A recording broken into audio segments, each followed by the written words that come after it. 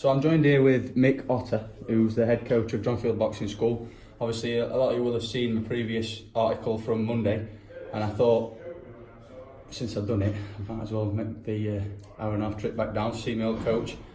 First of all, I just want to ask you what it's like running a boxing club, because obviously you've been involved with a lot around the local area, and South Yorkshire especially, but what does it mean to you to be running an amateur boxing club?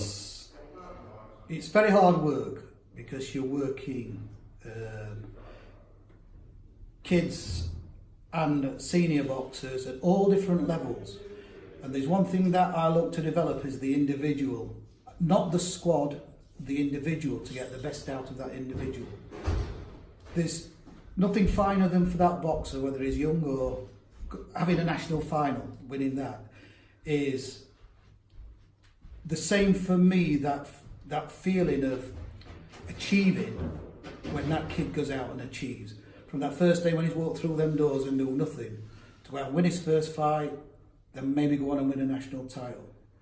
I've been a coach for 35 years, and it's been a long, hard road. But there's one thing I do, eventually I get them all there. They're all there they will go out and achieve. Make some better people as kids, as adults. It gives them a focus in life. As you know yourself, the respect these kids give you and the respect they give the people outside is second to none. I don't believe another sport can come anything anywhere near that. It's a huge impact on these kids' lives. When I met you 5 or 6 years ago, we were obviously based in a different gym in Dronfield that was a martial arts gym, a boxing gym. Over the last kind of year, you've now become based in what's essentially the old town hall, the church hall. What difficulties do you see or face from kind of moving from somewhere that has the equipment to now where we've just spent 10-15 minutes having to clear all the bags and the ring and everything away? Yeah, that is the problem with the place, is that we have to share it with other groups. Obviously, we would like somewhere permanent where we can put a ring up and leave it there permanently, put the bags up and all this kind of stuff. And also now, there's talk that they're looking to sell the building, which means it'll be like have gloves again, looking for somewhere else. Luckily, we've got about a year to get this sorted out.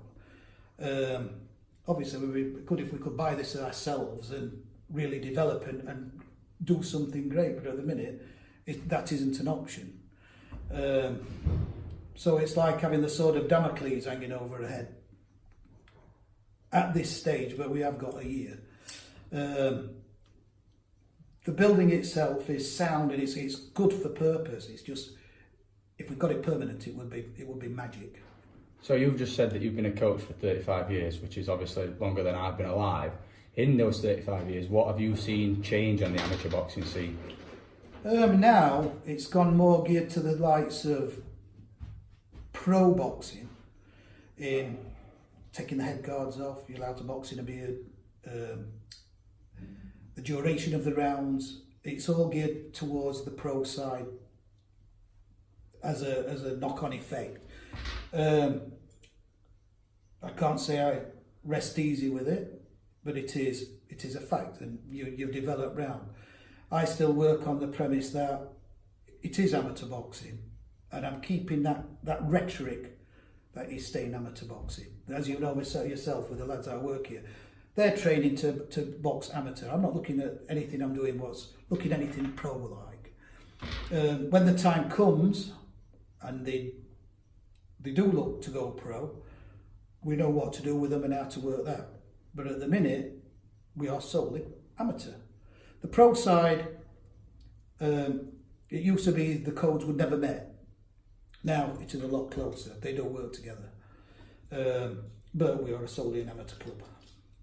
What difficulties do you face as an amateur club? Obviously, you've mentioned the building's not potentially yours in a year's time. You've already moved once. That's just since I've known you in 5-6 years. Yeah. What difficulties do you face in the amount of kids coming in? Because obviously, the kids and adolescents that are coming in are paying based on when they come. Yeah.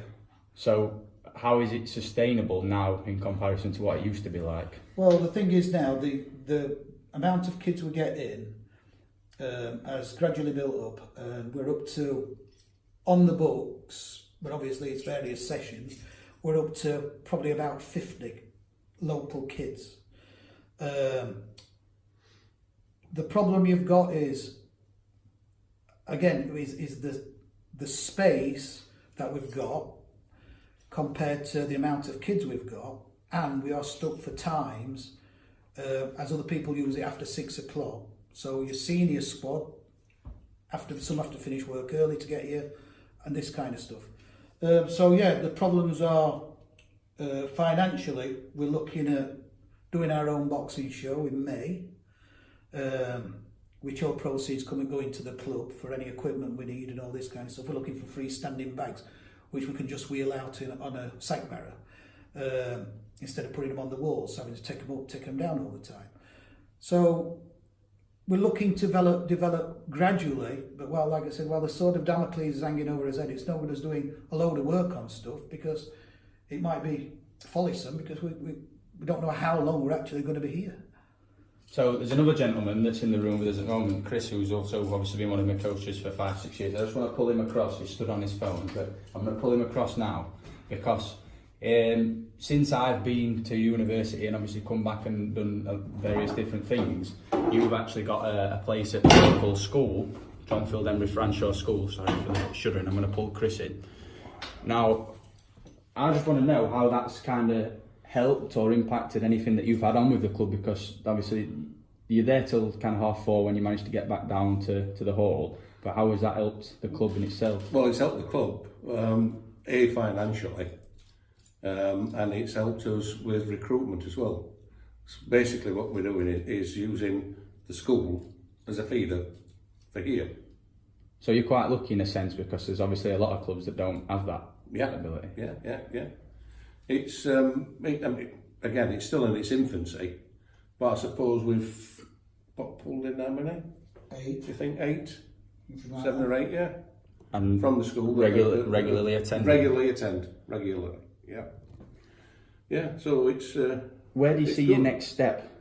Obviously, Mick isn't currently in the shop, but they are sat side by side. So where do you see your next step as an amateur boxing club? It's been a long time, been working. Obviously, it's a constant working process. But what would you say is the next step for an amateur boxing club? The thing is, what we're looking for now is we need national champion. We need kids going into championships, belt challenges, to get us out there, noticed again, because we've always been at a very high level. Boxing wise, we're national champions and this kind of stuff, contenders for it. All these are virtually new boxers. We've got a couple of established lads who were Brandon and what have you, Amir, but it's all new. So it's virtually like we've started afresh. So it's like it's an open book. We're developing new kids for new championships, for new goals. And they will achieve, because there is such remarkable talent out of some of them kids. It's stunning boxing, and it's the work we put in, that hour after hour, thinking about things, thinking about the individual, that is going to push them into that league. I think Mick will back me up on this as well. I think if you would have told us a year ago we'd have 50 kids in his books, would have laughed in your face. Yeah, we had 3. We had 3. I mean, obviously, when you originally came to these premises, there was about 6 when I was coming down, when I got a chance through the summer. And 2 of them were you too. Yeah. So yeah, it's built up. I wouldn't say it's built up gradual. There was a gradual climb, and then all of a sudden it's gone bang. Yeah. I mean, we've had 3 new ones start tonight. Part of one of the articles that I wrote on Monday, was my sense that I think amateur boxing, martial arts, but particularly boxing, is for everybody. And I don't think there's a variation to size, gender, height, anything. There's no such thing as a disability when you come into a boxing gym. Now, it's easy me saying that, because I've been here, I've kind of seen it, and this, for all I know, this could be just this club. Do you know what I mean? I've only odd times been elsewhere. What would a coach's take on it be, in terms of how I feel that amateur boxing, potentially martial arts, but boxing itself is for everybody?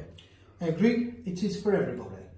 I will also say that all the coaches the clubs I've been to have different ideas about how they want to run the club, how they perceive what they're doing in that club, what they're doing with the boxers and the people they have in. I agree it should be for anybody, whether they're a kid or 75-year-old, it doesn't matter.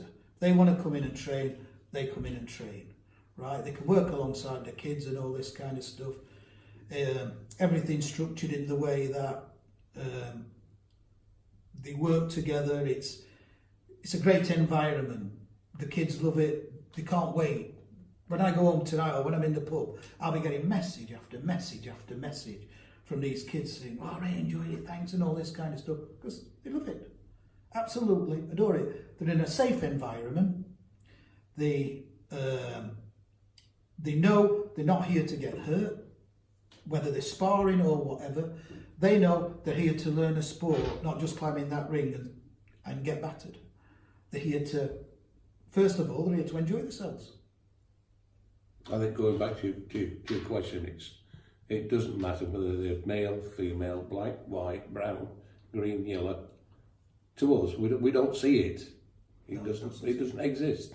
What would we see boxers. End of. What would be your final message to somebody kind of teetering with the idea of coming down? Not necessarily just here, but in general everywhere. I cover a lot of South Yorkshire stuff, but just as a general sense, from a coach's point of view, what would be your message to say if you're not sure whether to come, why you should come and give it a try? Why you should come? Well, it builds confidence. That's the main thing, especially for kids who are a little bit timid, shall we say, or shy. We've got a couple of them. We've got a couple of them, yes. Builds confidence for them. It makes them feel better about themselves. Yeah, self-esteem. Yeah. Also, the answer is just walk through those doors. I know it's hard for them, but walk through those doors. They're going to get a fantastic welcome. They're joining not a team, they're joining a family. We are a family. And they know everybody who's working together. They're a team. They go out together. They're together all the time. And I think that's probably one of the most important things that they're going to get out of it, is that, because you get kids team ethic who have got broken families and all this kind of stuff. They walk in here and some of them just need that arm round shoulder to feel welcome. That's what they get. I think that's a pretty good message to finish off on. That'll do me. Thank you.